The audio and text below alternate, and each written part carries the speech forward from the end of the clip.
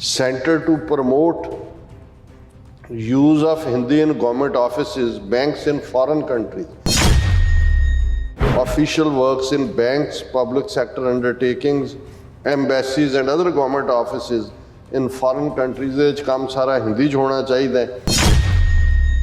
Even ਜਿਹੜਾ central reserve police force CRPF ਦਾ website ਹੈ, ਬਾਰਡਰ ਸਿਕਿਉਰਿਟੀ ਫੋਰਸ ਦਾ ਜਾਂ ਨੈਸ਼ਨਲ ਕ੍ਰਾਈਮ ਰੈਕਰਡਸ ਬਿਊਰੋ ਹੈ, that opens in Hindi by default। Hindi day ਵਜੋਂ 14 ਸਤੰਬਰ ਨੂੰ ਮਨਾ ਰਹੇ ਨੇ। ਮੈਂ ਦੇਖ ਰਿਹਾ ਕਿ ਬਈ ਸਾਊਥ ਦੇ ਵਿੱਚ ਕਈ ਥਾਂ ਇਹਨੂੰ as a black day declare ਕੀਤਾ ਗਿਆ ਹੈ, ਕਿਉਂਕਿ ਜੇ ਇਹ ਹਿੰਦੀ ਇਵੇਂ ਥੋਪਦੇ ਨਹੀਂ ਤਾਂ ਜਿਹੜਾ ਹਿੰਦੂ ਰਾਸ਼ਟਰ ਇਹਨਾਂ ਨੇ ਐਲਾਨਣਾ ਹੈ ਉਸ ਦਾ ਕੰਮ ਫਿਰ ਮੁੱਕ ਜਾਂਦਾ ਹੈ।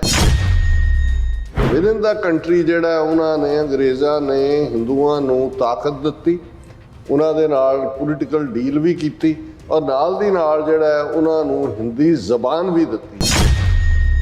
ਅੰਗਰੇਜ਼ਾਂ ਨੇ ਕਿਵੇਂ ਚਲਾਕੀ ਦੇ ਨਾਲ ਕਦੇ ਵੀ ਪੰਜਾਬ ਦੇ ਵਿੱਚ ਉਹਨਾਂ ਨੇ ਜਿਹੜੀ ਹੈ ਪੰਜਾਬੀ ਜ਼ਬਾਨ ਨੂੰ ਐਨਕਰੇਜ ਨਹੀਂ ਕੀਤਾ, ਲਿਆ ਕੇ ਇੱਥੇ ਉਰਦੂ ਸਪੀਕਿੰਗ ਜਿਹੜੇ ਨੇ ਲਿਆਂਦੇ। ਜਿਹੜੀ ਦੇਵਨਾਗਰੀ ਸਕ੍ਰਿਪਟ 'ਚ ਹਿੰਦੀ ਹੈ ਇਹਦੀ ਉਮਰ ਸਿਰਫ 200 ਸਾਲ ਹੈ।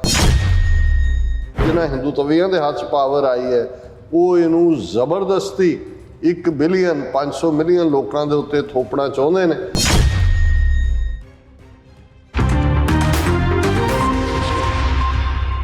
ਵਾਹਿਗੁਰੂ ਜੀ ਕਾ ਖਾਲਸਾ ਵਾਹਿਗੁਰੂ ਜੀ ਕੀ ਫਤਿਹ। अस्सलाम वालेकुम आदाब अर्ज़ मैं ਤੁਹਾਡੀ ਹੋਸਟ ਅਨਿਲ ਮੁਖਰ ਤੇ ਮੈਂ TV 84 ਦੇ ਸਾਰੇ ਦਰਸ਼ਕਾਂ ਤੇ ਸਰੋਤਿਆਂ ਨੂੰ ਜੀ ਆਇਆਂ ਕਹਿੰਦੀ ਹਾਂ ਪ੍ਰੋਗਰਾਮ ਸੱਚੋ ਸੱਚ ਵਿੱਚ, ਜਿਹੜੇ ਇਸ ਪ੍ਰੋਗਰਾਮ ਨਾਲ ਦੇਸ਼ਾਂ ਵਿਦੇਸ਼ਾਂ ਤੋਂ ਜੁੜ ਚੁੱਕੇ ਨੇ।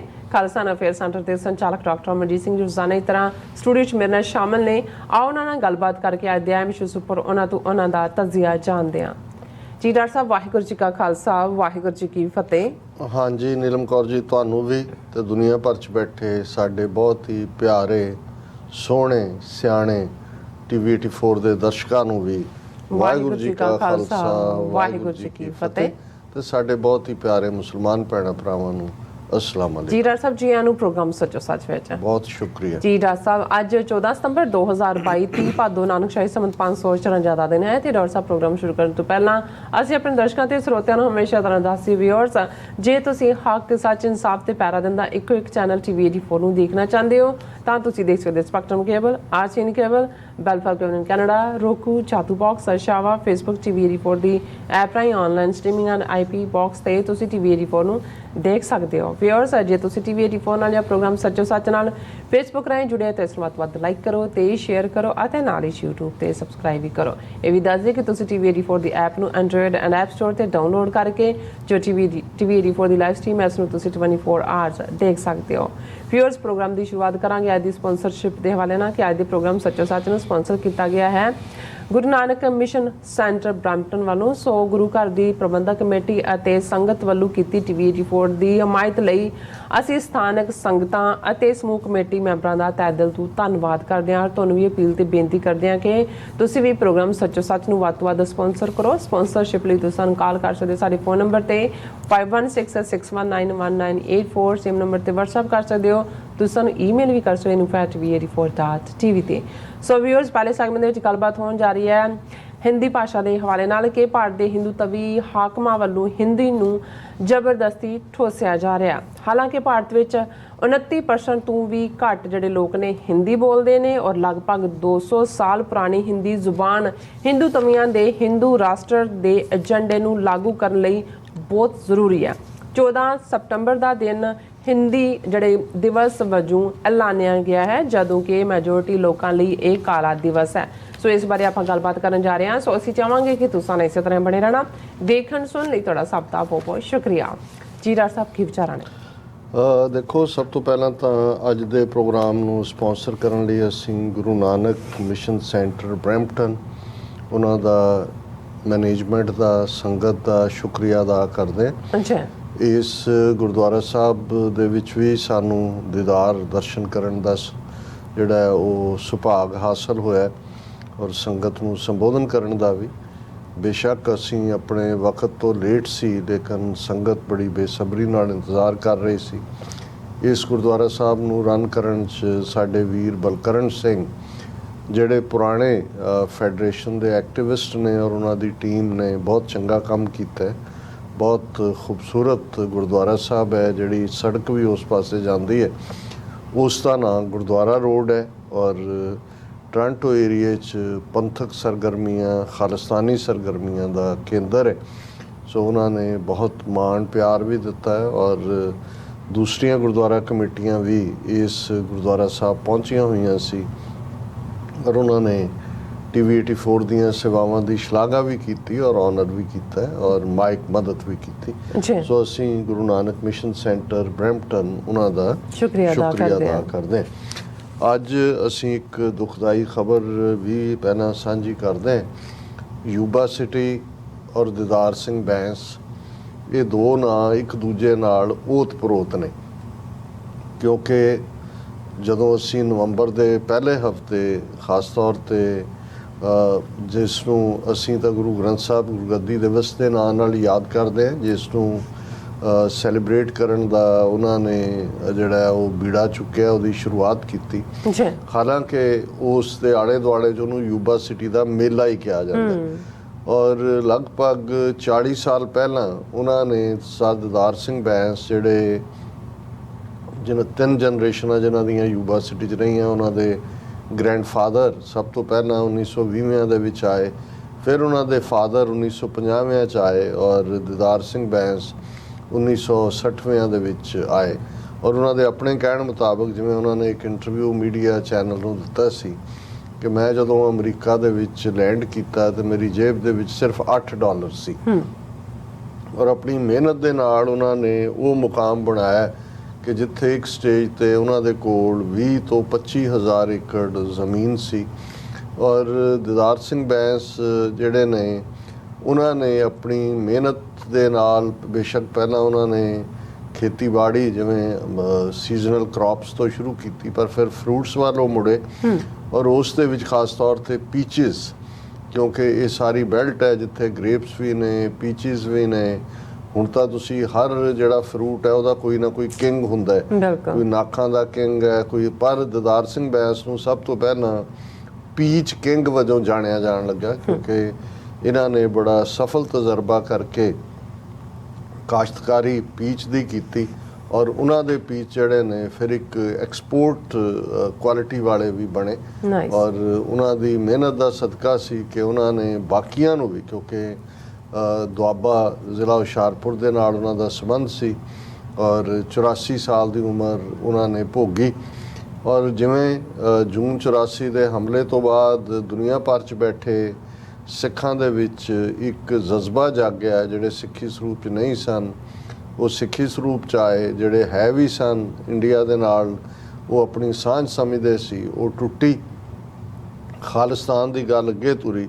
ਸੋ ਦੀਦਾਰ ਸਿੰਘ ਬੈਂਸ ਹੋਰਾਂ ਨੇ ਵੀ, ਬਾਕੀ ਜਿਹੜੇ ਉਸ ਵੇਲੇ ਦੇ ਪ੍ਰੋਮੀਨੈਂਟ ਇੱਥੇ ਸ਼ਖਸੀਅਤਾਂ ਸਨ, ਜਿਨ੍ਹਾਂ 'ਚ doctor Gurinder Grewal cardiologist Tracy ਤੋਂ, ਡਾਕਟਰ ਗੁਰਚਰਨ ਸਿੰਘ ਢਿੱਲੋਂ ਜਿਹੜੇ ਕਿ ਫਰੈਜ਼ਨੋ 'ਚ ਰਹਿੰਦੇ ਸੀ, ਔਰ ਬਾਕੀਆਂ ਦੇ ਨਾਲ ਮਿਲ ਕੇ ਵਰਲਡ ਸਿੱਖ ਆਰਗੇਨਾਈਜੇਸ਼ਨ ਨਾਂ ਦੀ ਜਥੇਬੰਦੀ ਬਣਾਈ।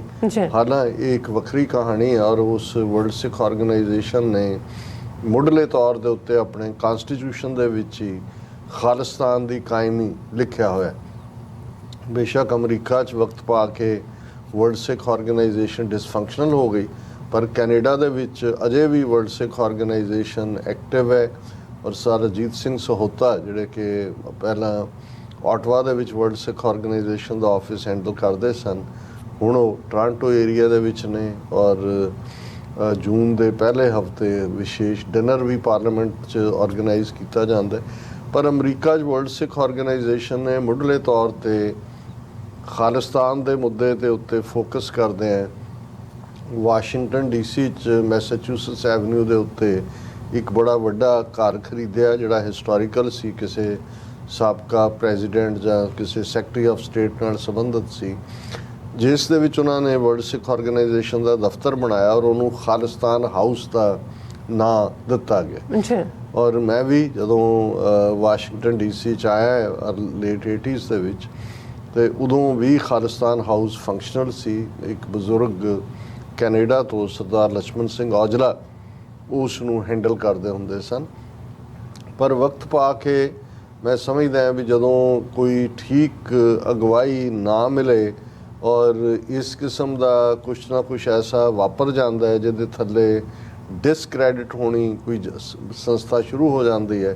ਔਰ ਖ਼ਾਸ ਤੌਰ 'ਤੇ ਅਮਰੀਕਾ 'ਚ ਜਨਰਲ ਭੁੱਲਰ, ਜਸਵੰਤ ਸਿੰਘ ਭੁੱਲਰ ਦੀ ਆਮਦ, ਜਿਨ੍ਹਾਂ ਨੂੰ ਇੱਥੇ 85 ਦੇ ਵਿੱਚ ਮੈਡੀਸਨ ਸਕੇਅਰ ਦੇ ਇੱਕ ਇਕੱਠ ਦੇ ਵਿੱਚ ਪ੍ਰਧਾਨ ਚੁਣਿਆ ਗਿਆ ਸੀ WHO ਦਾ, ਔਰ ਉਹਨਾਂ ਦੀ ਜਿਹੜੀ ਕ੍ਰੈਡੀਬਿਲਿਟੀ ਆ ਉਸ 'ਤੇ ਸਵਾਲੀਆ ਨਿਸ਼ਾਨ ਸੀ। ਇਹ ਕਿਹਾ ਜਾਂਦਾ ਹੈ ਕਿ ਉਹ ਇੰਡੀਅਨ ਇੰਟੈਲੀਜੈਂਸ ਏਜੰਸੀਆਂ ਦੀ ਖੇਡ ਸੀ ਕਿ ਉਹਨਾਂ ਨੇ ਇਹ ਕੈਲਕੂਲੇਟ ਕੀਤਾ ਹੋਇਆ ਸੀ ਕਿ 84 ਤੋਂ ਬਾਅਦ ਜੋ ਬਾਹਰ ਰਿਐਕਸ਼ਨ ਹੋਏਗਾ ਉਸ ਨੂੰ ਕਿਵੇਂ ਕਾਬੂ ਕਰਨਾ ਹੈ। ਵੈਦਰ ਜਨਰਲ ਭੁੱਲਰ ਪਲਾਂਟ ਸੀ ਕਿ ਨਹੀਂ ਸੀ, ਲੇਕਿਨ ਜੇ ਉਹਨਾਂ ਦੀ ਕਾਰਗੁਜ਼ਾਰੀ ਦੇਖੀਏ ਤਾਂ ਕਾਰਗੁਜ਼ਾਰੀ 'ਚ ਉਹਨਾਂ ਨੇ ਡਿਸਅਪੁਆਇੰਟ ਹੀ ਕੀਤਾ ਹੈ। ਇੱਥੇ ਵੀ ਕੋਈ ਉਹ ਲੀਡ ਨਹੀਂ ਦੇ ਸਕੇ ਔਰ ਫਿਰ ਵਾਪਸ ਜਾ ਕੇ ਚੰਡੀਗੜ੍ਹ ਹੀ ਸੈਟਲ ਹੋਏ, ਜਿਸ ਤੋਂ ਇਹ ਲੱਗਦਾ ਹੈ ਕਿ ਜਾਂ ਉਹਨਾਂ ਦੀਆਂ ਲੱਤਾਂ ਨੇ ਭਾਰ ਨਹੀਂ ਝੱਲਿਆ ਤੇ ਜਾਂ ਜਿਹੜੀ ਕਹਾਣੀ ਹੈ ਕਹੀ ਜਾਂਦੀ ਹੈ ਕਿ ਭਾਈ ਉਹਨਾਂ ਨੂੰ ਪਲਾਂਟ ਕੀਤਾ ਗਿਆ ਸੀ। ਕਿਉਂਕਿ ਇਹ ਉਹ ਪੀਰੀਅਡ ਸੀ ਜਦੋਂ ਕਿ ਜੂਨ 84 ਦੇ ਘੱਲੂਘਾਰੇ ਨੇ ਗੋਲ ਪੱਗ ਤੇ ਲੰਮਾ ਚੋਲਾ ਜੋ ਸੰਤ ਭਿੰਡਰਾਂ ਵਾਲਿਆਂ ਦਾ ਪਹਿਰਾਵਾ ਸੀ ਜਾਂ ਦਮਦਮੀ ਟਕਸਾਲ ਦੇ ਸਿੰਘ ਜਿਹੜੇ ਨੇ ਉਹ ਪਹਿਨਦੇ ਸਨ, ਉਸ ਨੂੰ ਬੜਾ ਸਤਿਕਾਰ ਦਿੱਤਾ। ਔਰ ਕਿਉਂਕਿ ਜਨਰਲ ਸੁਬੇਗ ਸਿੰਘ ਜਿਹੜੇ ਲਾਸਟ ਬ੍ਰੈਥ ਐਂਡ ਬੁਲਟ ਤੱਕ ਨਾ ਸਿਰਫ ਆਪ ਲੜੇ, ਉਹਨਾਂ ਦੀ ਪਲੈਨਿੰਗ ਦੇ ਥੱਲੇ ਸਿੰਘ ਲੜੇ, ਸੋ ਫੌਜੀ ਜਨਰਲ ਲਫ਼ਜ਼ ਵੀ ਸਤਿਕਾਰਤ ਸੀ। ਔਰ ਇਸ ਦਾ ਫਾਇਦਾ ਫਿਰ ਬਹੁ ਰੂਪੀਆਂ ਨੇ ਚੁੱਕਿਆ। ਕਿਵੇਂ ਫਿਰ ਚੋਲੇ ਔਰ ਗੋਲ ਦਸਤਾਰ ਵਾਲਿਆਂ ਤੋਂ ਵੀ ਕੌਮ ਡਿਸਅਪੁਆਇੰਟ ਹੋਈ ਔਰ ਜਨਰਲ ਭੁੱਲਰ ਦੀ ਕਾਰਗੁਜ਼ਾਰੀ ਵੀ ਇੱਥੇ ਜਿਹੜੀ ਹੈ, ਕਿਉਂਕਿ ਬਹੁਤ ਸਾਰੇ ਤਾਂ ਉਹਨਾਂ 'ਚੋਂ ਜਨਰਲ ਸੁਬੇਗ ਸਿੰਘ ਦੇਖਣ ਲੱਗ ਗਏ ਸੀ। ਪਰ ਗੱਲ ਇਹ ਨਹੀਂ ਹੈ, ਗੱਲ ਤਾਂ ਅਲਟੀਮੇਟਲੀ ਇਹੀ ਹੁੰਦੀ ਹੈ ਕਿ ਜੋ ਪਾਵੇ ਭਾਂਡੇ ਵਿੱਚ ਵਸਤ ਸਾ ਨਿਕਲੇ, ਕਿਆ ਕੋਈ ਕਰੇ ਵਿਚਾਰਾ। ਸੋ ਉਹ ਸਾਰੇ ਦਾ, ਕਿਉਂਕਿ ਉਸ ਨੇ ਅਮਰੀਕਨ ਸਿੱਖ ਕਮਿਊਨਿਟੀ ਨੂੰ ਵੀ, ਇਵਨ ਕੈਨੇਡੀਅਨ ਨੂੰ ਵੀ, ਔਰ ਨੌਜਵਾਨਾਂ ਨੂੰ ਔਰ ਸੀਨੀਅਰ ਲੀਡਰਸ਼ਿਪ ਨੂੰ ਅੱਡ-ਅੱਡ ਖੈਮਿਆਂ 'ਚ ਲੈ ਆਉਂਦਾ। ਔਰ ਉਹਦੇ 'ਚੋਂ ਹੀ ਸਿੱਖ ਯੂਥ ਆਫ ਅਮਰੀਕਾ ਦਾ ਜਨਮ ਹੋਇਆ, ਜਿਨ੍ਹਾਂ ਨੇ ਜਨਰਲ ਭੁੱਲਰ ਦਾ ਵਿਰੋਧ ਕੀਤਾ। ਫਿਰ ਗੰਗਾ ਸਿੰਘ ਢਿੱਲੋਂ ਸੈਂਟਰਲ ਸਟੇਜ 'ਤੇ ਆਏ ਔਰ ਜਨਰਲ ਭੁੱਲਰ ਨੂੰ ਡਿਸਆਨਰ ਕੀਤਾ ਗਿਆ। ਸਟਾਕਟਨ ਦੀ ਇੱਕ ਸਟੇਜ ਦੇ ਉੱਤੇ ਉਹਨਾਂ ਦੀ ਦਸਤਾਰ ਉਤਾਰੀ ਗਈ, ਉਹ ਪਿੱਛੇ ਹਟੇ। ਗੰਗਾ ਸਿੰਘ ਢਿੱਲੋਂ ਇਸ ਕਿਸਮ ਦੇ ਚੱਕਰ 'ਚ ਉਹ ਵੀ ਡਿਸਕ੍ਰੈਡਿਟ ਹੋਇਆ।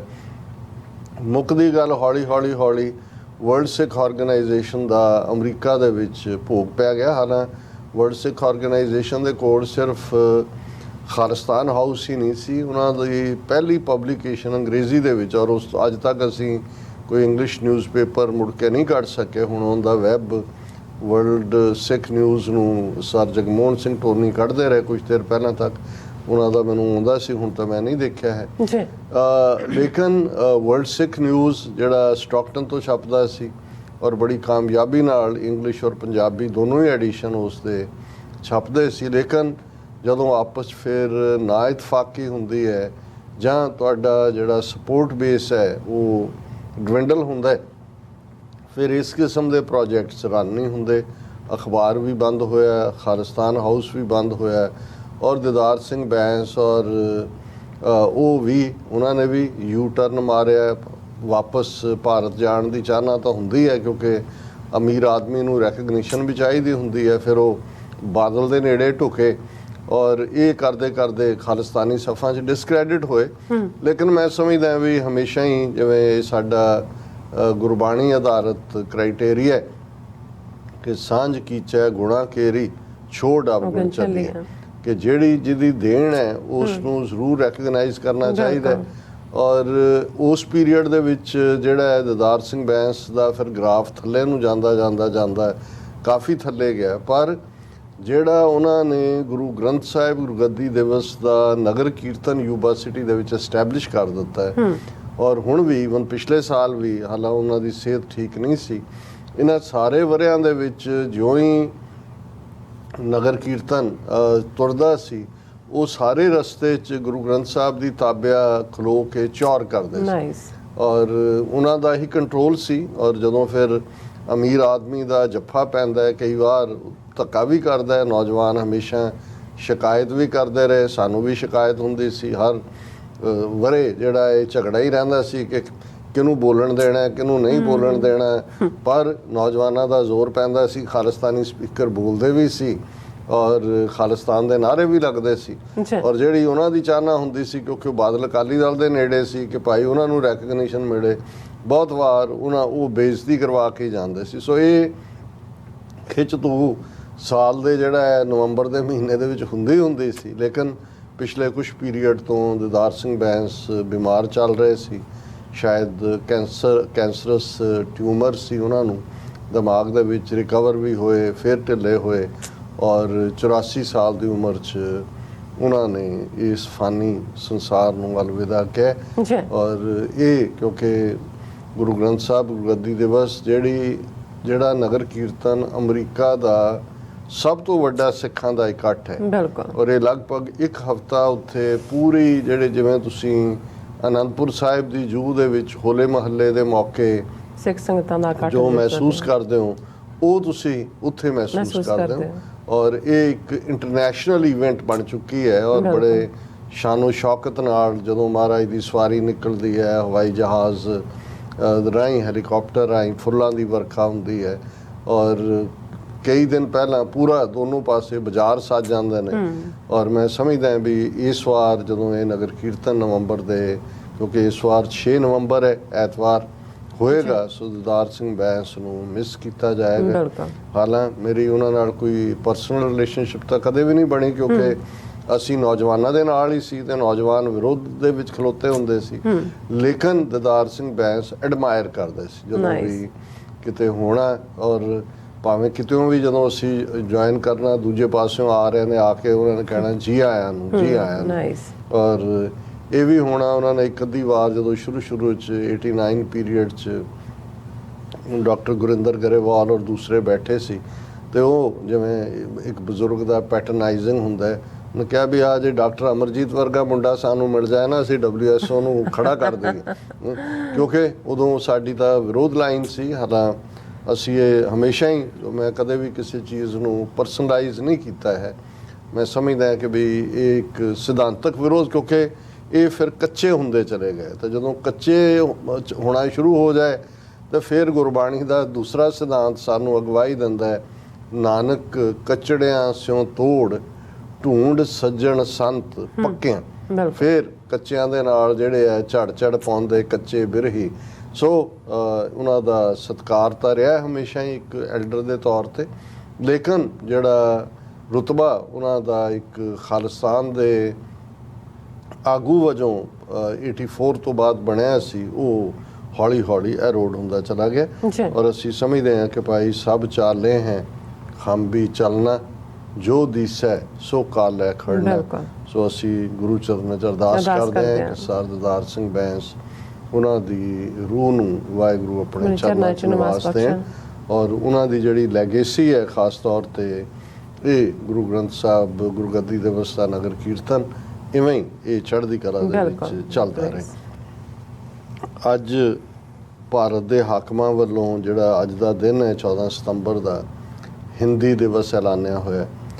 ਵੈਸੇ ਇਸ ਦੇ ਉੱਤੇ ਡਿਬੇਟ ਤਾਂ ਬਹੁਤ ਪੁਰਾਣੀ ਚਲੀ ਜਾਏਗੀ ਜੇ ਅਸੀਂ ਜ਼ਬਾਨਾਂ ਦੇ ਬੋਲੀਆਂ ਦੇ ਆਧਾਰ ਤੇ ਗੱਲ ਕਰੀਏ, ਪਰ ਅਸੀਂ ਇਹ ਦੱਸਦੇ ਹੀ ਹੈ ਕਿ ਭਾਈ ਨਾ ਤਾਂ ਭਾਰਤ ਦੇ ਕਨਸਟੀਟਿਊਸ਼ਨ ਦੇ ਵਿੱਚ ਹਿੰਦੀ ਨੂੰ ਕੌਮੀ ਜ਼ਬਾਨ ਐਲਾਨਿਆ ਹੋਇਆ, ਨਾ ਹੀ ਭਾਰਤ ਦੇ ਵਿੱਚ ਮੈਜੋਰਿਟੀ ਲੋਕ ਹਿੰਦੀ ਬੋਲਣ ਵਾਲੇ ਨੇ।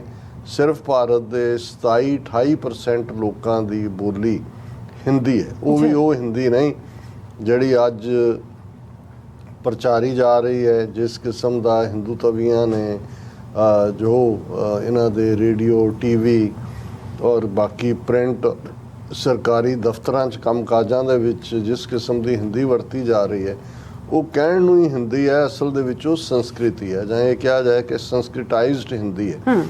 ਬੇਸ਼ੱਕ ਹਿੰਦੁਸਤਾਨੀ ਲਫ਼ਜ਼, ਜਾਂ ਜਦੋਂ ਅਸੀਂ ਹਿੰਦੁਸਤਾਨ ਲਫ਼ਜ਼ ਦੀ ਗੱਲ ਕਰਦੇ ਹਾਂ, ਇਸ ਦੇ ਉੱਤੇ ਵੀ ਆਪਣੀ ਡਿਬੇਟ ਹੁੰਦੀ ਹੈ ਕਿ ਕਿਨੇ ਹਿੰਦੁਸਤਾਨ ਲਫ਼ਜ਼ ਬਹੁਤ ਵਾਰ ਅਰਬਾਂ ਦੇ ਨਾਲ ਹੀ ਜੋੜਿਆ ਜਾਂਦਾ ਕਿ ਉਹਨਾਂ ਨੇ ਇਸ ਨੂੰ ਹਿੰਦੁਸਤਾਨ ਦਾ ਨਾਮ ਦਿੱਤਾ। ਔਰ ਹਿੰਦੂ ਲਫ਼ਜ਼ ਨੂੰ ਲੈ ਕੇ ਵੀ ਡਿਬੇਟ ਹੁੰਦੀ ਹੈ ਕਿ ਭਾਈ ਹਿੰਦੂ ਲਫ਼ਜ਼ ਦਾ ਮਤਲਬ ਚੋਰ ਹੈ, ਜਿਵੇਂ ਅਰਬੀ ਦੇ ਵਿੱਚ ਕਿਹਾ ਜਾਂਦਾ ਹੈ, ਜਾਂ ਇਹ ਵੀ ਕਹਿਣ ਦੀ ਕੋਸ਼ਿਸ਼ ਕੀਤੀ ਜਾਂਦੀ ਹੈ ਕਿ ਜਿਹੜਾ ਦਰਿਆਏ ਇੰਡਸ, ਕਿਉਂਕਿ ਗ੍ਰੀਕਸ ਕੋ ਵੱਲੋਂ ਆਈ ਨੂੰ ਐਚ ਕਿਹਾ ਜਾਂਦਾ ਸੀ, ਸੋ ਇੰਡਸ ਨੂੰ ਉਹਨਾਂ ਨੇ ਹਿੰਡਸ ਔਰ ਇੱਥੋਂ ਦੇ ਰਹਿਣ ਵਾਲਿਆਂ ਨੂੰ ਹਿੰਦੂ ਕਿਹਾ ਔਰ ਉਸ ਦੇ ਉੱਤੋਂ ਲਫ਼ਜ਼ ਹਿੰਦੁਸਤਾਨ ਪੋਪੂਲਰ ਹੋਇਆ। ਹਾਲਾਂਕਿ ਗੁਰੂ ਨਾਨਕ ਸਾਹਿਬ ਨੇ ਆਪਣੇ ਇੱਕ ਸ਼ਬਦ ਦੇ ਵਿੱਚ ਜਦੋਂ ਕਿ ਬਾਬਰ ਦਾ ਹਮਲਾ ਹੁੰਦਾ ਹਿੰਦੁਸਤਾਨ ਲਫ਼ਜ਼ ਦਾ ਇਸਤੇਮਾਲ ਕੀਤਾ ਹੈ। ਜਦੋਂ ਗੁਰੂ ਸਾਹਿਬ ਨੇ ਕਿਹਾ ਕਿ ਆਣ 78 ਹੈ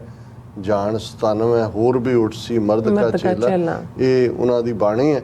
ਪਰ ਇਹਦੇ 'ਚ ਹੈ ਕਿ ਕਾਇਆ ਕੱਪੜ ਟੁਕ ਟੁਕ ਹੋਸੀ ਹਿੰਦੁਸਤਾਨ ਸਮਾਲ ਸੀ ਬੋਲਾ, ਆਣ 78 ਹੈ ਜਾਣ 97 ਹੋਰ ਵੀ ਉੱਠ ਸੀ ਮਰਦ ਕਾ ਚੇਲਾ, ਸੱਚ ਕੀ ਬਾਣੀ ਨਾਨਕ ਆਖੈ ਸੱਚ ਸੁਣਾਏ ਸੀ ਸੱਚ ਕੀ ਬਿਲ।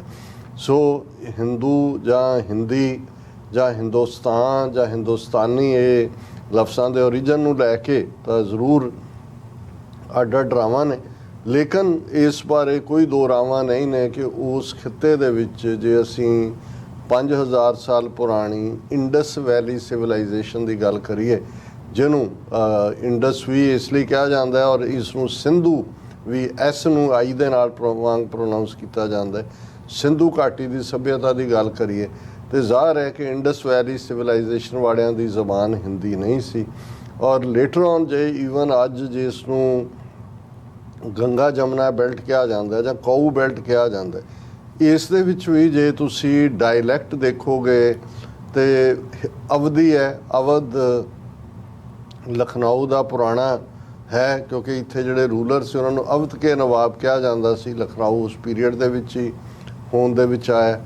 ਇਸੇ ਤਰ੍ਹਾਂ ਜਿਹੜੀ ਬ੍ਰਜ ਭਾਸ਼ਾ ਹੈ, ਜਦੋਂ ਅਸੀਂ ਮਥੁਰਾ ਬਿੰਦਰਾਬਨ ਜਿੱਥੇ ਕ੍ਰਿਸ਼ਨ ਜੀ ਨਾਲ ਜੁੜੇ ਹੋਏ ਜਿਹੜੇ ਸਥਾਨ ਨੇ ਉਹਨਾਂ ਦੀ ਬੋਲੀ ਦੀ ਗੱਲ ਕਰੀਏ ਤੇ ਉਹ ਬੋਲੀ ਜਿਹੜੀ ਹੈ ਉਸ ਨੂੰ ਤੁਸੀਂ ਬ੍ਰਜ ਭਾਸ਼ਾ ਔਰ ਇਸੇ ਲਈ ਕਿਉਂਕਿ ਬ੍ਰਜ ਉਸ ਖਿੱਤੇ ਨੂੰ ਕਹਿੰਦੇ ਸੀ ਔਰ ਇਹੀ ਬ੍ਰਜ ਰੀਜਨ ਕਰਕੇ ਬ੍ਰਜ ਭਾਸ਼ਾ ਵੀ ਸੀ। ਔਰ ਜਾਂ ਜਿਹੜਾ ਬੜਾ ਇੱਕ ਪੋਪੂਲਰ ਭਜਨ ਵੀ ਹੈ ਉਹਦੇ 'ਚ ਬ੍ਰਜ ਬਾਲਾ ਜਿਹੜੀਆਂ ਉੱਥੋਂ ਦੀਆਂ ਕਨਿਆਵਾਂ ਨੇ ਬਾਲਾਵਾਂ ਨੇ ਉਹਨਾਂ ਨੂੰ ਵੀ ਕਿ ਬੜੀ ਦੇਰ ਭਈ ਨੰਦ ਲਾਲਾ ਤੇਰੀ ਰਾਹਤ ਤੱਕ ਕੇ ਬ੍ਰਜ ਬਾਲਾ, ਬ੍ਰਜ ਉਸ ਖਿੱਤੇ ਨੂੰ ਕਹਿੰਦੇ ਸੀ ਜਿਵੇਂ ਅਵਧ ਦਾ ਨਾਂ ਹੈ। ਇਸੇ ਤਰ੍ਹਾਂ ਜੇ ਤੁਸੀਂ ਈਸਟਰਨ ਯੂਪੀ ਤੋਂ ਬਿਹਾਰ ਵੱਲ ਜਾਓ ਤੇ ਫਿਰ ਈਸਟਰਨ ਯੂਪੀ ਔਰ ਇਧਰੋਂ ਵੈਸਟਰਨ ਬਿਹਾਰ, ਸੋ ਉਹਨਾਂ ਦੀ ਬੋਲੀ ਭੋਜਪੁਰੀ ਜਿਹੜੀ ਬੜੀ ਮਿੱਠੀ ਜ਼ਬਾਨ ਹੈ। ਹੁਣ ਹਾਲਾਂਕਿ NDTV ਦਾ ਐਂਕਰ ਵੀਸ਼ ਕੁਮਾਰ ਉਸਨੇ ਆਪਣੀ ਇੱਕ ਥਾਂ ਬਣਾਈ ਹੈ ਸਰਕਾਰ ਦੇ ਕ੍ਰਿਟਿਸਿਜ਼ਮ ਔਰ ਹਿੰਦੀ ਬਹੁਤ ਚੇਸਟ ਹਿੰਦੀ ਬੋਲਦਾ ਹੈ, ਉਸ ਦੀ ਹਿੰਦੀ ਜਿਹੜੀ ਹੈ ਉਹ ਬਿਲਕੁਲ ਇਵੇਂ ਹੀ ਹੁੰਦੀ ਹੈ ਜਿਵੇਂ ਉਹ ਪੋਇਟਰੀ ਬੋਲ ਰਿਹਾ ਹੋਏ ਉਸ ਦੇ ਦੂਜੇ। ਲੇਕਿਨ ਜਦੋਂ ਉਹਨੂੰ ਮਦਰ ਲੈਂਗੁਏਜ ਡੇ ਆਉਂਦਾ ਹੈ 21 ਫਰਵਰੀ ਦਾ ਜਿਹੜਾ UN ਨੇ ਡਿਕਲੇਅਰ ਕੀਤਾ ਹੋਇਆ ਇੰਟਰਨੈਸ਼ਨਲ ਮਦਰ ਲੈਂਗੁਏਜ ਡੇ, ਤਾਂ ਉਦੋਂ ਬੜੇ ਫਖਰ ਨਾਲ ਕਹਿੰਦਾ ਕਿ ਮੇਰੀ ਮਾਂ ਬੋਲੀ ਜਿਹੜੀ ਹੈ ਉਹ ਭੋਜਪੁਰੀ ਹੈ। ਸੋ ਇਹ ਮੈਂ ਦੱਸਣਾ ਚਾਹੁੰਦਾ ਵੀ ਜਿਹੜੀ ਹਿੰਦੀ ਜ਼ਬਾਨ ਅੱਜ ਸੰਸਕ੍ਰਿਟਾਈਜ਼ ਕਰਕੇ ਹਿੰਦੂ ਤਵੀਆਂ ਵੱਲੋਂ ਥੋਪੀ ਜਾ ਰਹੀ ਹੈ, ਇਹਦੀ ਉਮਰ 200 ਸਾਲ ਤੋਂ ਜ਼ਿਆਦਾ ਨਹੀਂ ਹੈ। ਔਰ ਅਸੀਂ ਇੱਕ ਬੜਾ ਅੱਛਾ ਆਰਟੀਕਲ ਜਿਹੜਾ ਕਿ ਦੇਵਤਨ ਚੌਧਰੀ ਨੇ ਲਗਭਗ 1 ਸਾਲ ਪਹਿਲਾਂ ਲਿਖਿਆ ਸੀ ਕਿ ਕਿਵੇਂ ਇਹ ਹਿੰਦੀ ਜ਼ਬਾਨ ਨੂੰ ਇੱਕ ਸਕਾਟਿਸ਼ ਭਾਸ਼ਾ ਦੇ ਵਿਗਿਆਨੀ ਨੇ ਜਿਹੜਾ ਹੈ ਉਹ ਘੜਿਆ ਔਰ ਕਿਵੇਂ ਉਸ ਨੂੰ ਅੰਗਰੇਜ਼ਾਂ ਨੇ, ਜਿਵੇਂ ਜਦੋਂ ਭਾਰਤ ਦੀ ਐਜੂਕੇਸ਼ਨ ਪਾਲਿਸੀ ਦੀ ਗੱਲ ਹੁੰਦੀ ਹੈ ਤੇ ਅਕਸਰ ਜਿਹੜੇ ਮੈਕਾਲੇ ਨੂੰ ਇਹ ਕ੍ਰੈਡਿਟ ਜਾਂ ਡਿਸਕ੍ਰੈਡਿਟ ਦਿੱਤਾ ਜਾਂਦਾ ਹੈ ਕਿ ਜੀ ਉਸ ਨੇ ਕਲਰਕ ਕਿੰਗ ਪੈਦਾ ਕੀਤੇ, ਕਿਉਂਕਿ ਮੈਕਾਲੇ ਨੇ ਹੀ ਇਹ ਜਿਹੜਾ ਇੰਗਲਿਸ਼ ਔਰ ਕਿਸ ਲੈਵਲ ਦਾ ਸਿਲੇਬਸ ਔਰ ਦੂਸਰਾ ਕਿ ਉਹਦੇ ਥੱਲੇ ਸੀ ਕਿ ਓਰੀਜਨਲ ਥਿੰਕਿੰਗ ਨਹੀਂ ਹੈ, ਇਸ ਲਈ ਜਿਹੜੇ ਉਹਨਾਂ ਦੇ ਐਜੂਕੇਸ਼ਨ ਅਦਾਰਿਆਂ 'ਚੋਂ ਇੰਗਲਿਸ਼ ਲੈਂਗੁਏਜ ਦੇ ਵਿੱਚ ਟ੍ਰੇਨਡ ਹੋ ਕੇ ਨਿਕਲਦੇ ਸੀ ਉਹਨਾਂ ਨੂੰ ਮੈਕਾਲੇਜ਼ ਕਿਡਸ ਕਿਹਾ ਜਾਂਦਾ ਸੀ ਕਿ ਭਾਈ ਇਹ ਮੈਕਾਲੇ ਨੇ ਪੈਦਾ ਕੀਤੇ ਨੇ। ਔਰ ਇਸੇ ਤਰ੍ਹਾਂ ਜੇ ਅਸੀਂ ਇਹਨਾਂ ਦੀ ਦੇਵਤਨ ਚੌਧਰੀ ਦੀ ਇਸ ਥਿਊਰੀ ਨੂੰ ਔਰ ਇਸ ਦੇ ਉੱਤੇ ਹੋਰ ਵੀ ਬਹੁਤ ਸਾਰਿਆਂ ਨੇ ਲਿਖਿਆ, ਇਸ ਵੱਲ ਦੇਖੀਏ ਦੇਵਤਨ ਚੌਧਰੀ ਨੇ 2019 ਦੇ ਵਿੱਚ ਇਹ ਆਰਟੀਕਲ ਲਿਖਿਆ ਸੀ ਤੇ ਉਹਨਾਂ ਨੇ ਕਿਹਾ ਸੀ ਵੀ ਇਹ ਜਿਹੜੇ ਹਿੰਦੀ ਜੇ ਅੰਗਰੇਜ਼ੀ ਬੋਲਣ ਵਾਲੇ ਜਾਂ ਅੰਗਰੇਜ਼ੀ ਸਿਲੇਬਸ 'ਚ ਸਾਰਾ ਕੁਝ ਪੜ੍ਹਨ ਵਾਲੇ ਮੈਕਾਲੇ ਦੇ ਬੱਚੇ ਨੇ ਤੇ ਹਿੰਦੀ ਜ਼ਬਾਨ ਵਾਲੇ ਜਿਹੜੇ ਨੇ ਉਹ ਜੌਨ ਗਿਲਕ੍ਰਿਸਟ ਦੇ ਬੱਚੇ ਨੇ।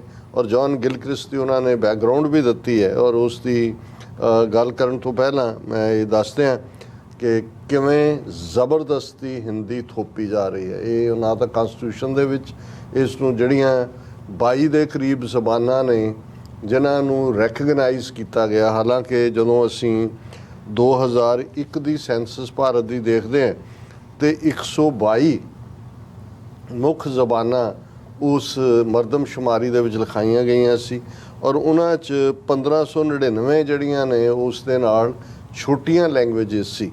ਔਰ ਇਹ ਇਸ ਤੋਂ ਇਹ ਸਾਬਤ ਹੁੰਦਾ ਹੈ। ਔਰ ਈਵਨ ਜੇ ਤੁਸੀਂ ਇੰਡੀਅਨ ਕਰੰਸੀ ਦੇਖੋ ਤੇ ਉਹਦੇ 'ਚ ਉਹ 22 ਜ਼ਬਾਨਾਂ ਦੇ ਵਿੱਚ ਹੀ ਉਹ 1 ਰੁਪਈਆ ਜਾਂ 10 ਜਾਂ 100 ਵਟਐਵਰ ਉਹ ਲਿਖਿਆ ਜਾਂਦਾ ਹੈ। ਸੋ ਇਹ ਕਿਤੇ ਨਹੀਂ ਹੈ ਜਿਵੇਂ ਗਾਂਧੀ ਨੂੰ ਕਿਤੇ ਕਨਸਟੀਟਿਊਸ਼ਨ ਦੇ ਵਿੱਚ ਭਾਰਤ ਦੇ ਜਿਹੜਾ ਉਹ ਫਾਦਰ ਆਫ ਦਾ ਨੇਸ਼ਨ ਨਹੀਂ ਐਲਾਨਿਆ ਹੋਇਆ ਪਰ ਬਣਾ ਦਿੱਤਾ ਧੱਕੇ ਨਾਲ ਕਾਂਗਰਸ ਨੇ। ਇਸੇ ਤਰ੍ਹਾਂ ਹਿੰਦੀ ਜ਼ਬਾਨ ਨੂੰ ਜ਼ਬਰਦਸਤੀ ਥੋਪ ਦਿੱਤਾ ਗਿਆ ਜਾਂ ਅੱਗੋਂ ਹਿੰਦੂ ਤਵੀਆਂ ਦੇ ਕੋਲ ਜਦੋਂ ਪਾਵਰ ਆਈ ਹੈ। ਹਾਲਾਂ 1950 'ਚ ਵੀ ਇਹ ਯਤਨ ਹੋਇਆ ਸੀ ਹਿੰਦੀ ਨੂੰ ਜਿਹੜਾ ਹੈ ਉਹ ਨੈਸ਼ਨਲ ਲੈਂਗੁਏਜ ਦੇ ਨਾਂ ਥੱਲੇ ਥੋਪਣ 'ਚ, ਪਰ ਉਸ ਜ਼ਮਾਨੇ 'ਚ ਫਿਰ ਤਮਿਲਨਾਡੂ, ਕਰਨਾਟਕਾ, ਆਂਧਰਾ ਪ੍ਰਦੇਸ਼, ਕੇਰਲਾ ਉੱਥੇ ਬਹੁਤ ਜ਼ਬਰਦਸਤ ਰਾਇਟ ਹੋਏ ਸੀਗੇ। ਔਰ ਅੱਜ ਵੀ ਤੁਹਾਨੂੰ ਤਮਿਲਨਾਡੂ ਜਿਹੜਾ ਬਹੁਤ ਵੱਡਾ ਸੂਬਾ ਹੈ ਜਾਂ ਆਂਧਰਾ ਜਾਂ ਈਵਨ ਕੇਰਲਾ, ਕਰਨਾਟਕਾ, ਤੇਲੰਗਾਨਾ, ਉਹਦੇ 'ਚ ਜਿੱਥੇ ਕਿਤੇ ਹਿੰਦੀ ਲਿਖੀ ਹੋਏ ਉਹ ਆ ਕੇ ਉਸ ਦੇ ਉੱਤੇ ਪੋਚਾ ਮਾਰ ਦਿੰਦੇ ਨੇ ਕਿਉਂਕਿ ਉਹ ਆਪਣੀਆਂ ਜ਼ਬਾਨਾਂ ਨੂੰ ਇੰਨਾ ਪਿਆਰ ਕਰਦੇ ਨੇ ਔਰ ਉਹਨਾਂ ਦਾ ਮੰਨਣਾ ਹੈ ਕਿ ਵੀ ਅਸੀਂ ਡ੍ਰੈਵਿਡਨ ਸਿਵਲਾਈਜੇਸ਼ਨ ਵਾਲੇ ਹਾਂ, ਦਰਾਵੜ ਹੈ ਅਸੀਂ ਔਰ ਸਾਡੀ ਆਪਣੀ ਬੋਲੀ ਹੈ। ਇਹੀ ਕਾਰਨ ਹੈ ਕਿ ਜੇ ਸੰਸਕ੍ਰਿਤ ਨੂੰ ਭਾਰਤ ਦੇ ਵਿੱਚ ਇੱਕ ਕਲਾਸਿਕ ਲੈਂਗੁਏਜ ਵਜੋਂ ਰੈਕਗਨਾਈਜ਼ ਕੀਤਾ ਹੋਇਆ ਤੇ ਤਮਿਲ ਲੈਂਗੁਏਜ ਨੂੰ ਵੀ as a classic language recognise ਕੀਤਾ ਹੋਇਆ ਔਰ ਅਜੇ ਤੱਕ ਉਹਨਾਂ ਨੇ ਹਿੰਦੀ ਨੂੰ ਵੜਨ ਨਹੀਂ ਦਿੱਤਾ ਹੈ। ਹਾਲਾਂਕਿ ਹੌਲੀ ਟਰਾਈ ਲੈਂਗੁਏਜ ਫਾਰਮੂਲੇ ਦੇ ਨਾਂ ਥੱਲੇ ਕਿ ਭਾਈ ਅਸੀਂ 3 ਜ਼ਬਾਨਾਂ ਜਿਹਦੇ 'ਚ ਇੱਕ ਰੀਜਨਲ ਲੈਂਗੁਏਜ ਹੋਏ, ਹਿੰਦੀ ਨੂੰ ਨੈਸ਼ਨਲ ਲੈਂਗੁਏਜ ਔਰ ਅੰਗਰੇਜ਼ੀ ਨੂੰ ਕੰਟੈਕਟ ਲੈਂਗੁਏਜ ਦੇ ਇੰਟਰਨੈਸ਼ਨਲ ਲੈਂਗੁਏਜ ਦੇ ਤੌਰ ਤੇ ਉਹ ਇਸ ਨੂੰ ਇੰਪਲੀਮੈਂਟ ਕਰਦੇ ਨੇ। ਔਰ ਇਹ ਜਦੋਂ ਅਸੀਂ ਹੁਣ ਵੀ ਦੇਖ ਰਹੇ ਹਾਂ, ਅੱਜ ਦੀ ਖਬਰ 'ਚ ਪਹਿਲਾਂ ਸੀ, centre to promote use of Hindi in government offices banks in foreign countries, ਕਿਉਂਕਿ ਜੇ ਉੱਥੇ ਤਮਿਲ ਰੈਜ਼ਿਸਟੈਂਸ ਹੈ ਜਾਂ ਹੁਣ ਉਹਨਾਂ ਦੀਆਂ ਆਪਣੀਆਂ ਖੇਤਰੀ ਭਾਸ਼ਾਵਾਂ ਨੇ, ਤਮਿਲਨਾਡੂ ਦੀ ਤਮਿਲ ਹੈ, ਆਂਧਰਾ ਪ੍ਰਦੇਸ਼ ਦੀ ਤੇਲਗੂ ਹੈ, ਕਰਨਾਟਕਾ ਦੀ ਕੰਨੜ ਹੈ, ਕੇਰਲਾ ਦੀ ਮਲਿਆਲਮ ਹੈ। ਸੋ ਉਹ ਆਪਣੀ ਲੈਂਗੁਏਜ ਦੇ ਉੱਤੇ ਫਖਰ ਮਹਿਸੂਸ ਕਰਦੇ ਨੇ। ਸੋ ਇਹਨਾਂ ਨੇ ਹੁਣ ਇਹਨਾਂ ਦਾ ਕਿਉਂਕਿ ਬਾਹਰਲਾ ਤਾਂ ਇਹਨਾਂ ਦੇ ਕੋਲ ਕੰਟਰੋਲ ਹੈ ਸਾਰਾ। ਹੁਣ ਮੈਂ ਜਦੋਂ ਇਸ ਖਬਰ ਨੂੰ ਵੀ ਦੇਖ ਰਿਹਾ ਸੀ ਕਿ ਈਵਨ ਇਹ ਟੈਕਨੀਕਲ ਐਜੂਕੇਸ਼ਨ ਦੇ ਵਿੱਚ ਵੀ ਹਿੰਦੀ ਨੂੰ ਵਾੜ ਰਹੇ ਨੇ ਔਰ ਹੋਮ ਅਫੇਅਰ ਜਿਹੜਾ ਅਮਿਤ ਸ਼ਾਹ ਬੈਠਾ ਉਹਨੂੰ ਆਪ ਤਾਂ ਕੁਛ ਆਉਂਦਾ ਨਹੀਂ ਹੈ ਸਵਾਏ ਹਿੰਦੀ ਜਾਂ ਗੁਜਰਾਤੀ ਦੇ, ਤੇ ਉਹਨੇ ਇਹ ਕਿਹਾ ਕਿ ਵੀ ਇਹ official works in banks, public sector undertakings, embassies and other government offices in foreign countries ਦੇ ਵਿੱਚ ਕੰਮ ਸਾਰਾ ਹਿੰਦੀ 'ਚ ਹੋਣਾ ਚਾਹੀਦਾ। ਔਰ ਨਾਲ ਦੀ ਨਾਲ ਉਹਨੇ ਕਿਹਾ ਕਿ ਵੀ ਅਸੀਂ 2014 ਤੋਂ ਜਦੋਂ ਤੋਂ ਬੀਜੇਪੀ ਦੀ ਗਵਰਨਮੈਂਟ ਬਣੀ ਹੈ ਇਸ ਨੂੰ ਪ੍ਰਮੋਟ ਕਰਨ ਦੇ ਉੱਤੇ ਲੱਗਿਆ। ਹੁਣ ਈਵਨ ਜਿਹੜਾ central reserve police force CRPF ਦਾ ਵੈਬਸਾਈਟ ਹੈ, ਬਾਰਡਰ ਸਿਕਿਉਰਿਟੀ ਫੋਰਸ ਦਾ ਜਾਂ ਨੈਸ਼ਨਲ ਕ੍ਰਾਈਮ ਰੈਕਰਡਸ ਬਿਊਰੋ ਹੈ, that opens in Hindi by default. ਤੁਸੀਂ ਖੋਲੋ ਤੇ ਹਿੰਦੀ ਦੇ ਵਿੱਚ ਹੀ ਇਹ ਖੁੱਲ੍ਹਦਾ ਔਰ ਨਾਲ ਦੀ ਨਾਲ ਉਹਨਾਂ ਨੇ ਟਿਕਟਾਂ ਜਿਹੜੀਆਂ ਰੇਲਵੇ ਦੀਆਂ ਨੇ ਦੂਜੀਆਂ ਤੀਜੀਆਂ ਸਭ ਹਿੰਦੀ ਦੇ ਵਿੱਚ ਇਹ ਕਰ ਰਹੇ ਨੇ। ਔਰ as per ministry of home affair April 26 notification, more than 80% staff in at least 7 offices under ministry, including the director of census operation in West Bengal and Delhi Police Commissioner offices, had attained the working knowledge of Hindi. So ਉਹਨਾਂ ਨੇ ਇਹ ਹਿੰਦੀ ਪੂਰੀ ਤਰ੍ਹਾਂ ਠੋਸੀ ਹੋਈ ਹੈ। ਔਰ ਮੈਂ ਜਦੋਂ ਕਿ ਇਸ ਨੂੰ ਇੱਕ ਹਿੰਦੀ ਡੇ ਵਜੋਂ 14 ਸਤੰਬਰ ਨੂੰ ਮਨਾ ਰਹੇ ਨੇ, ਮੈਂ ਦੇਖ ਰਿਹਾ ਕਿ ਬਈ ਸਾਊਥ ਦੇ ਵਿੱਚ ਕਈ ਥਾਂ ਇਹਨੂੰ as a black day declare ਕੀਤਾ ਗਿਆ ਹੈ, ਉਸ ਨੂੰ ਉਵੇਂ ਹੀ ਮੰਨਿਆ ਜਾ ਰਿਹਾ। ਔਰ ਭਾਰਤ ਦੀਆਂ ਜਿਹੜੀਆਂ 22 ਭਾਸ਼ਾਵਾਂ ਨੂੰ ਬੋਲਣ ਵਾਲੇ ਲੋਕ ਨੇ ਉਹਨਾਂ ਦੇ ਉੱਤੇ ਹਿੰਦੀ ਥੋਪਣਾ ਇਹ ਜਿਹੜਾ ਇੱਕ ਬਹੁਤ ਵੱਡਾ ਜਿਹੜਾ ਇਹਨਾਂ ਦਾ, ਕਿਉਂਕਿ ਜੇ ਇਹ ਹਿੰਦੀ ਇਵੇਂ ਥੋਪਦੇ ਨਹੀਂ ਤਾਂ ਜਿਹੜਾ ਹਿੰਦੂ ਰਾਸ਼ਟਰ ਇਹਨਾਂ ਨੇ ਐਲਾਨਣਾ ਹੈ ਉਸ ਦਾ ਕੰਮ ਫਿਰ ਮੁੱਕ ਜਾਂਦਾ ਹੈ। ਔਰ ਇਹ ਜਿਹੜਾ ਇਸ ਦੇ ਉੱਤੇ ਖਾਸ ਤੌਰ 'ਤੇ ਇੱਕ ਲਿਖਤ ਜਿਸ ਦੇ ਉੱਤੇ ਇਹ ਪੂਰਾ ਜ਼ੋਰ ਸੀ ਕਿ ਕਿਵੇਂ ਜੌਨ ਗਿਲਕ੍ਰਿਸਟ ਨੇ ਇਸ ਨੂੰ ਲਾਗੂ ਕੀਤਾ ਉਸ ਦੀ ਸ਼ੁਰੂਆਤ, ਕਿਉਂਕਿ ਜੌਨ ਗਿਲਕ੍ਰਿਸਟ ਇਹ ਸਕਾਟਿਸ਼ ਸੀ, ਅਸਿਸਟੈਂਟ ਸਰਜਨ ਸੀ, ਔਰ ਉਹਦੀ ਸ਼ਕਲ ਕਹਿੰਦੇ ਨੇ ਇਵੇਂ ਹੀ ਸੀ ਜਿਵੇਂ ਉਹਦੇ ਸਿਰ ਖਿਲ ਰਹੇ ਹੋਏ, ਵਾਲ ਖਿਲ ਰਹੇ ਹੋਏ। ਔਰ 1784 ਦੇ ਵਿੱਚ ਉਹ ਕਲਕੱਤੇ ਦੇ ਵਿੱਚ ਉਤਰਦਾ ਔਰ ਉਹਨਾਂ ਨੂੰ ਇਹ ਲੱਗਦਾ ਸੀ ਕਿ ਵੀ ਜੇ ਹਿੰਦੂਆਂ ਤੇ ਮੁਸਲਮਾਨਾਂ ਦੇ ਵਿੱਚ ਦਰਾੜ ਪਾਣੀ ਹੈ ਔਰ ਅਲਟੀਮੇਟਲੀ ਆਪਣੇ ਏਜੰਡੇ ਨੂੰ ਉਹਨਾਂ ਨੇ ਅੱਗੇ ਤੋਰਨਾ ਹੈ, ਤੇ ਜੇ ਮੁਸਲਮਾਨਾਂ ਦਾ ਉਰਦੂ ਜਿਹੜਾ ਹੈ ਉਹ ਲਿਖਿਆ ਜਾਂਦਾ ਸੀ ਉਰਦੂ ਅਰੈਬਿਕ ਸਕ੍ਰਿਪਟ ਦੇ ਵਿੱਚ, ਤੇ ਇਹ ਚਾਹੁੰਦੇ ਸੀ ਕਿ ਬਈ ਇੱਕ ਐਸੀ ਸਕ੍ਰਿਪਟ ਬਣਾਈ ਜਾਏ ਜਿਹਦੇ ਥੱਲੇ ਹੁਣ ਜੇ ਤੁਸੀਂ ਸੁਣਨ ਵਾਲਿਆਂ ਦੇ ਲਈ ਉਰਦੂ ਜਾਂ ਹਿੰਦੀ 'ਚ ਤਾਂ ਕੋਈ ਫਰਕ ਨਹੀਂ ਲੱਗਦਾ ਹੈ ਬਹੁਤ, ਇਹੀ ਹੈ ਉਰਦੂ 'ਚ ਤੁਹਾਨੂੰ ਫਾਰਸੀ ਦੇ ਲਫ਼ਜ਼ ਜ਼ਿਆਦਾ ਨਜ਼ਰ ਆਉਣਗੇ, ਇਹਦੇ 'ਚ ਦੇਸੀ ਬੋਲੀਆਂ ਦੇ ਭੋਜਪੁਰੀ ਦੂਜੇ, ਪਰ ਉਹਨਾਂ ਨੇ ਯਕੀਨੀ ਬਣਾਇਆ ਕਿ ਇਹਨਾਂ ਦੀਆਂ ਸਕ੍ਰਿਪਟ ਅੱਡ ਕਰਤੀਆਂ ਜਾਣ, ਜਿਹੜੀ ਉਹਨਾਂ ਦੀ ਲਿਪੀ ਹੈ। ਸੋ ਉਹਨਾਂ ਨੇ, ਤਾਂ ਕਿ ਮੁਸਲਮਾਨ ਉਰਦੂ ਨਾਲ ਚੰਬੜ ਗਏ, ਹਿੰਦੂ ਜਿਹੜੇ ਨੇ ਉਹਨਾਂ ਨੇ ਇੱਕ ਸਟੈਂਡਰਡ ਸਕ੍ਰਿਪਟ ਬਣਾ ਕੇ, ਦੇਵਨਾਗਰੀ ਸੰਸਕ੍ਰਿਤ ਦੇ ਵਰਡ ਤਾਂ ਐਗਜ਼ਿਸਟ ਕਰਦੇ ਸੀ, ਸੋ ਅਵਧੀ, ਭੋਜਪੁਰੀ, ਖੜੀ ਬੋਲੀ, ਬ੍ਰਜ ਭਾਸ਼ਾ, ਉਹਦੇ ਲਫ਼ਜ਼ਾਂ ਨੂੰ ਜੋੜ ਕੇ 1785 'ਚ ਜਿਹੜਾ ਇਹਨੇ ਬੰਦੇ ਨੇ 1 ਸਾਲ ਦੀ ਛੁੱਟੀ ਲਈ ਔਰ ਫਿਰ ਉਹਨੇ ਜਿਹੜਾ ਪਹਿਲਾ ਲਿਖਤੀ ਕਾਰਜ ਇੱਕ ਡਿਕਸ਼ਨਰੀ ਇੰਗਲਿਸ਼ ਐਂਡ ਹਿੰਦੁਸਤਾਨੀ ਉਹਨੇ ਤਿਆਰ ਕੀਤੀ, ਜਿਹੜੀ 1787 ਤੋਂ 1790 ਦੇ ਵਿੱਚ ਤਿਆਰ ਹੋਈ। ਫਿਰ ਉਹਨਾਂ ਨੇ ਇਸ ਨੂੰ ਕਲਕੱਤੇ ਦੇ ਵਿੱਚ ਇੱਕ ਸਿਖਲਾਈ ਅਦਾਰਾ ਕਾਇਮ ਕੀਤਾ ਗਿਆ। ਗਿਲਕ੍ਰਿਸਟ ਨੇ ਉਸ ਅਦਾਰੇ ਦਾ ਉਹ ਫੋਰਟ ਵਿਲੀਅਮ ਕਾਲਜ ਦੇ ਵਿੱਚ ਇਹ ਬਣਿਆ ਔਰ ਉਹਦਾ ਪਹਿਲਾ ਪ੍ਰਿੰਸੀਪਲ ਲੱਗ ਗਿਆ। ਫਿਰ ਉਹਨਾਂ ਨੇ ਕਈ ਕਿਤਾਬਾਂ ਪਬਲਿਸ਼ ਕਰਨੀਆਂ ਸ਼ੁਰੂ ਕੀਤੀਆਂ, ਜਿਨ੍ਹਾਂ ਦੇ ਵਿੱਚ ਦਾ ਹਿੰਦੀ ਰੋਮਨ ਆਰਥੋਗ੍ਰਾਫਿਕਲ ਅਲਟੀਮੇਟਮ ਇਹ ਮੇਨ ਕਿਤਾਬ ਸੀ। ਔਰ ਗਿਲਕ੍ਰਿਸਟ ਨੇ ਫਿਰ ਇੰਡੀਅਨ ਰਾਈਟਰਸ ਨੂੰ ਹਾਇਰ ਕੀਤਾ ਕਿ ਉਹ ਹਿੰਦੀ ਦੇ ਵਿੱਚ ਲਿਖਣ, ਔਰ ਉਹਨਾਂ ਨੇ ਬੜੀ ਤੇਜ਼ੀ ਦੇ ਨਾਲ ਜਿਹੜਾ ਇਸ ਦੇ ਵਿੱਚ ਪਹਿਲੀ ਜਿਹੜੀ ਕਿਤਾਬ ਹੈ ਉਹ ਲੱਲੂ ਲਾਲ ਨੇ ਲਿਖੀ, ਪ੍ਰੇਮ ਸਾਗਰ, ਪ੍ਰੇਮ ਦਾ ਸਮੁੰਦਰ, ਇਹ ਗ੍ਰੰਥ ਰਚਿਆ। ਫਿਰ ਬਾਈਬਲ ਦਾ 1818 ਦੇ ਵਿੱਚ ਹਿੰਦੀ 'ਚ ਅਨੁਵਾਦ ਕਰਾਇਆ ਗਿਆ। ਫਿਰ ਉਦੰਤ ਮਾਰਤੰਡ ਨਾਂ ਦਾ ਪਹਿਲਾ ਹਿੰਦੀ ਅਖਬਾਰ 1826 'ਚ ਕਲਕੱਤਾ 'ਚ ਛਪਣਾ। ਤੁਸੀਂ ਇਹ ਦੇਖੋ ਕਿ 1826 ਤੱਕ ਹਿੰਦੀ ਨਾਂ ਦੀ ਕੋਈ ਜ਼ਬਾਨ ਦਾ ਕੋਈ ਅਖਬਾਰ ਨਹੀਂ ਸੀ। ਫਿਰ ਇਕੱਲਾ ਇਹੀ ਨਹੀਂ ਕੀਤਾ ਵੀ ਇਹਨਾਂ ਨੇ ਦੇਵਨਾਗਰੀ ਸਕ੍ਰਿਪਟ ਨੂੰ ਪਪੂਲਰ ਕੀਤਾ, ਈਵਨ ਬੰਗਾਲੀ, ਬੰਗਲਾ, ਜਿਹੜੀ ਕਿ ਅਰੈਬਿਕ ਸਕ੍ਰਿਪਟ ਦੇ ਵਿੱਚ ਲਿਖੀ ਜਾਂਦੀ ਸੀ, ਇਹਨਾਂ ਨੇ ਕਿਹਾ ਜੀ ਦੇਵਨਾਗਰੀ 'ਚ ਲਿਖੋ। ਇਵੇਂ ਬੰਗਾਲ ਦਾ ਹਿੰਦੂ ਔਰ ਮੁਸਲਮਾਨ ਜਿਹੜਾ ਹੈ ਉਸ ਦੇ ਵਿੱਚ ਵੀ ਵਿੱਥ ਪਾਈ। ਔਰ ਇਸ ਦੇ ਨਾਲ ਨਾਲ ਉਹਨਾਂ ਨੇ 1826 'ਚ ਮਾਰਤੰਡ ਪਹਿਲਾ ਹਿੰਦੀ ਅਖਬਾਰ ਛਪਣਾ ਸ਼ੁਰੂ ਹੋਇਆ। ਔਰ ਇਹ ਸਾਰਾ ਜਿਹੜਾ ਪਾਠ ਚੱਲਦਾ ਇਹ ਹੈ ਕਿ ਹਿੰਦੁਸਤਾਨੀ ਭਾਸ਼ਾ ਨੂੰ ਹਿੰਦੀ ਅਤੇ ਉਰਦੂ ਇਹਨਾਂ ਦੋਵਾਂ 'ਚ ਵੰਡ ਕੇ ਇੱਕ ਪਾਸੇ ਫਾਰਸੀ ਲਿਪੀ ਆ ਗਈ, ਇੱਕ ਪਾਸੇ ਦੇਵਨਾਗਰੀ ਲਿਪੀ ਆ ਗਈ। ਔਰ ਇਸ ਤਰੀਕੇ ਨਾਲ ਫਿਰ ਮੁਸਲਮਾਨਾਂ ਨੂੰ ਇਹ ਲੱਗਾ ਕਿ ਉਹਨਾਂ ਦੀ ਆਈਡੈਂਟੀਟੀ ਜਾਂ ਉਹਨਾਂ ਦੀ ਸਰਵਾਈਵਲ ਉਰਦੂ ਨਾਲ ਜੁੜਨ 'ਚ ਹੀ ਹੈ। ਔਰ ਇਹੀ ਜੇ ਅਸੀਂ ਲੈਂਗੁਏਜ ਪਾਲਿਸੀ ਦੇਖੀਏ, ਔਰ ਬਹੁਤ ਵਾਰ ਅਸੀਂ ਆਪਣੇ ਦੋਵੇਂ ਪੰਜਾਬਾਂ ਦੇ ਹਵਾਲੇ ਨਾਲ ਦੇਖਦੇ ਹਾਂ ਕਿ ਇੱਧਰ ਸਿੱਖਾਂ ਦੇ ਲਈ ਗੁਰਮੁਖੀ ਸਕ੍ਰਿਪਟ ਕਿਉਂ ਅਹਿਮ ਹੋ ਗਈ ਵਕਤ ਦੇ ਨਾਲ। ਹਾਲਾਂਕਿ ਗੁਰੂ ਗ੍ਰੰਥ ਸਾਹਿਬ ਗੁਰਮੁਖੀ ਚਾਹੇ ਸਿੱਖਾਂ ਨੇ ਤਾਂ ਪੜ੍ਹਨੀ ਸੀ, ਪਰ ਲਹਿੰਦੇ ਪੰਜਾਬ ਵਾਲੇ ਕਿਉਂ ਪੰਜਾਬੀ ਜ਼ਬਾਨ ਬੋਲੀ ਨਾਲ ਤਾਂ ਜੁੜੇ ਰਹੇ, ਪਰ ਸਕ੍ਰਿਪਟ ਕਿਵੇਂ ਉਰਦੂ ਵੱਲ ਚਲੀ ਗਈ, ਗੁਰਮੁਖੀ ਤੋਂ ਵਿੱਥ ਹੋਈ, ਜਾਂ ਅੰਗਰੇਜ਼ਾਂ ਨੇ ਕਿਵੇਂ ਚਲਾਕੀ ਦੇ ਨਾਲ ਕਦੇ ਵੀ ਪੰਜਾਬ ਦੇ ਵਿੱਚ ਉਹਨਾਂ ਨੇ ਜਿਹੜੀ ਹੈ ਪੰਜਾਬੀ ਜ਼ਬਾਨ ਨੂੰ ਐਨਕਰੇਜ ਨਹੀਂ ਕੀਤਾ ਲਿਆ ਕੇ ਇੱਥੇ ਉਰਦੂ ਸਪੀਕਿੰਗ ਜਿਹੜੇ ਨੇ ਲਿਆਂਦੇ। ਲੇਕਿਨ ਵਿਦਿਨ ਦਾ ਕੰਟਰੀ ਜਿਹੜਾ ਉਹਨਾਂ ਨੇ, ਅੰਗਰੇਜ਼ਾਂ ਨੇ ਹਿੰਦੂਆਂ ਨੂੰ ਤਾਕਤ ਦਿੱਤੀ, ਉਹਨਾਂ ਦੇ ਨਾਲ ਪੋਲੀਟੀਕਲ ਡੀਲ ਵੀ ਕੀਤੀ, ਔਰ ਨਾਲ ਦੀ ਨਾਲ ਜਿਹੜਾ ਉਹਨਾਂ ਨੂੰ ਹਿੰਦੀ ਜ਼ਬਾਨ ਵੀ ਦਿੱਤੀ। ਹੁਣ ਇਹ ਜੇ ਅਸੀਂ ਇਹ ਕਹੀਏ ਕਿ ਜਿਹੜੀ ਦੇਵਨਾਗਰੀ ਸਕ੍ਰਿਪਟ 'ਚ ਹਿੰਦੀ ਹੈ ਇਹਦੀ ਉਮਰ ਸਿਰਫ 200 ਸਾਲ ਹੈ, ਔਰ ਇਹ ਅੰਗਰੇਜ਼ਾਂ ਨੇ ਖੜੀ ਕੀਤੀ। ਔਰ ਹੁਣ ਜਿਹਨਾਂ ਹਿੰਦੂ ਤਵੀਆਂ ਦੇ ਹੱਥ 'ਚ ਪਾਵਰ ਆਈ ਹੈ ਉਹ ਇਹਨੂੰ ਜ਼ਬਰਦਸਤੀ 1 ਬਿਲੀਅਨ 500 ਮਿਲੀਅਨ ਲੋਕਾਂ ਦੇ ਉੱਤੇ ਥੋਪਣਾ ਚਾਹੁੰਦੇ ਨੇ।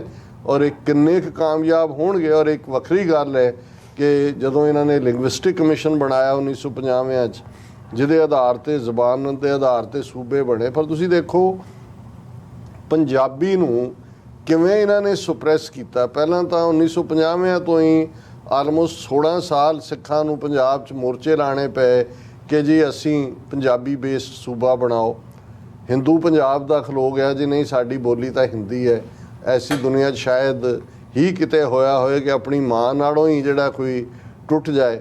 ਫਿਰ ਜਿਹੜੇ ਇਲਾਕੇ ਪੰਜਾਬ ਨਾਲੋਂ ਕੱਢ ਕੇ ਹਿਮਾਚਲ ਸੂਬਾ ਬਣਾਇਆ ਜਾਂ ਹਰਿਆਣਾ ਬਣਾਇਆ, ਤੁਸੀਂ ਦੇਖੋ ਉੱਥੇ ਵੱਡੀ ਗਿਣਤੀ 'ਚ ਪੰਜਾਬੀ ਸਪੀਕਿੰਗ ਲੋਕ ਸੀ, ਪਰ ਹਿਮਾਚਲ ਵਾਲਿਆਂ ਨੇ ਕਿਹਾ ਜੀ ਅਸੀਂ ਸੈਕੰਡ ਲੈਂਗੁਏਜ ਪੰਜਾਬੀ ਨਹੀਂ ਹਿੰਦੀ ਬਣਾਉਣੀ ਹੈ। ਅੱਛਾ। ਔਰ ਇਧਰ ਚੌਧਰੀ ਬੰਸੀ ਲਾਲ ਹਰਿਆਣੇ ਦਾ ਚੀਫ ਮਿਨਿਸਟਰ ਬਣਿਆ, ਉਹਨੇ ਦੱਖਣ ਦੀ ਤਮਿਲ ਨੂੰ ਜਿਹੜਾ ਉਹ ਸੈਕੰਡ ਲੈਂਗੁਏਜ ਬਣਾਤਾ, ਪੰਜਾਬੀ ਨਹੀਂ ਬਣਨ ਦਿੱਤੀ।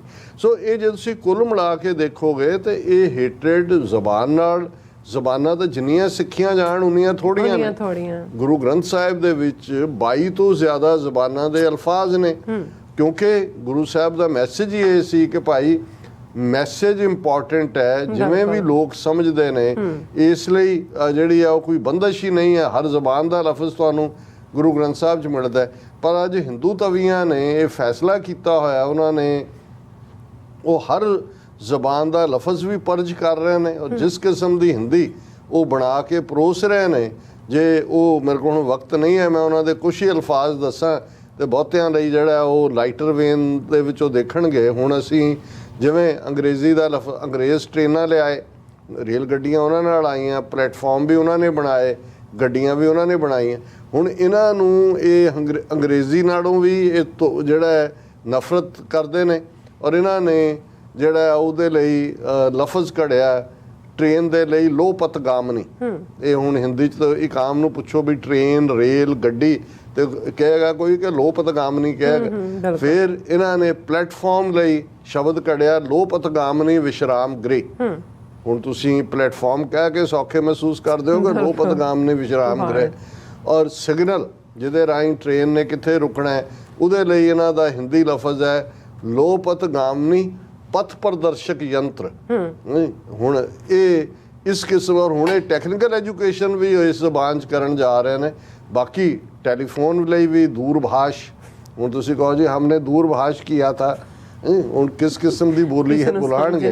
ਪਰ ਜਿਨ੍ਹਾਂ ਦੇ ਕੋਲ ਫਿਰ ਰਾਜ ਸ਼ਕਤੀ ਆ ਜਾਂਦੀ ਹੈ, ਉਹਨਾਂ ਦੀ ਬੋਲੀ, ਉਹਨਾਂ ਦਾ ਸੱਭਿਆਚਾਰ, ਉਹਨਾਂ ਦਾ ਕਲਚਰ ਉਹ ਡੋਮੀਨੇਟ ਕਰ। ਜੀ ਰਾਜ ਸਾਹਿਬ ਤੁਹਾਡਾ ਬਹੁਤ ਬਹੁਤ ਸ਼ੁਕਰੀਆ। ਸੋ ਲੈਣੇ ਬ੍ਰੇਕ, ਔਰ ਬ੍ਰੇਕ ਤੇ ਜਾਣ ਤੋਂ ਪਹਿਲਾਂ ਅਸੀਂ ਆਪਣੇ ਦਰਸ਼ਕਾਂ ਤੇ ਸਰੋਤਿਆਂ ਨੂੰ ਅਪੀਲ ਤੇ ਬੇਨਤੀ ਕਰਦੀ ਵਿਊਅਰਸ, ਜਿਸ ਤਰ੍ਹਾਂ ਕਿ ਤੁਸੀਂ ਜਾਣਦੇ ਹੋ ਕਿ TV 84 ਹੱਕ, ਸੱਚ, ਇਨਸਾਫ ਦੀ ਜਿਹੜੀ ਆਵਾਜ਼ ਹੈ ਉਹ ਬੁਲੰਦ ਕਰ ਰਿਹਾ। ਇਹ ਆਵਾਜ਼ ਤੁਹਾਡੇ ਪਿਆਰ ਸਦਕਾ, ਤੁਹਾਡੇ ਵਿਸ਼ਵਾਸ ਸਦਕਾ, ਤੁਹਾਡੇ ਡੋਨੇਸ਼ਨ ਸਦਕਾ ਹੀ ਹੋ ਸਕਦੀ ਹੈ। ਸੋ ਅਸੀਂ ਚਾਹਾਂਗੇ ਕਿ ਤੁਸੀਂ TV 84 ਦੀ ਚੜ੍ਹਦੀ ਕਲਾ ਲਈ ਵੱਧ ਤੋਂ ਵੱਧ ਡੋਨੇਟ ਕਰੋ। ਡੋਨੇਟ ਕਰਨ ਲਈ ਸਾਡੀ ਵੈਬਸਾਈਟ TV84.tv ਤੇ ਜਾ ਕੇ ਪੇਪਲ ਦੀ ਵਰਤੋਂ ਕਰਕੇ 1 ਟਾਈਮ ਡੋਨੇਟ ਕਰ ਸਕਦੇ ਹੋ, ਮੰਥਲੀ ਡੋਨੇਟ ਵੀ ਕਰ ਸਕਦੇ ਹੋ। ਤੁਸੀਂ TV 84 ਦੇ ਨਾਮ ਤੇ ਚੈੱਕ ਬਣਾ ਕੇ ਸਾਨੂੰ ਮੇਲ ਵੀ ਕਰ ਸਕਦੇ ਹੋ ਸਾਡੇ ਇਸ ਪਤੇ ਤੇ 36-01 37th Avenue, Long Island city, New York 11101 USA, ਜਾਂ ਫਿਰ ਤੁਸੀਂ ਸਾਨੂੰ ਫੋਨ ਰਾਹੀਂ ਵੀ ਸੰਪਰਕ ਕਰ ਸਕਦੇ ਹੋ ਸਾਡੇ ਫੋਨ ਨੰਬਰ ਤੇ 5166191984। ਤੁਸੀਂ ਸਾਨੂੰ ਈਮੇਲ ਵੀ ਕਰ ਸਕਦੇ ਹੋ info@tv84.tv ਤੇ। ਅਸੀਂ ਤੁਹਾਡੇ ਤਹਿ ਦਿਲ ਤੋਂ ਸ਼ੁਕਰਗੁਜ਼ਾਰ ਹੋਵਾਂਗੇ। ਸੋ ਇੱਥੇ ਲੈਣੇ ਬ੍ਰੇਕ ਵਿਊਅਰਸ, ਤੁਸੀਂ ਸਾਨੂੰ ਇਸੇ ਤਰ੍ਹਾਂ ਬਣੇ ਰਹਿਣਾ। ਮਿਲਦੇ ਹਾਂ ਆਫਟਰ ਦਿਸ ਸ਼ਾਰਟ ਬ੍ਰੇਕ।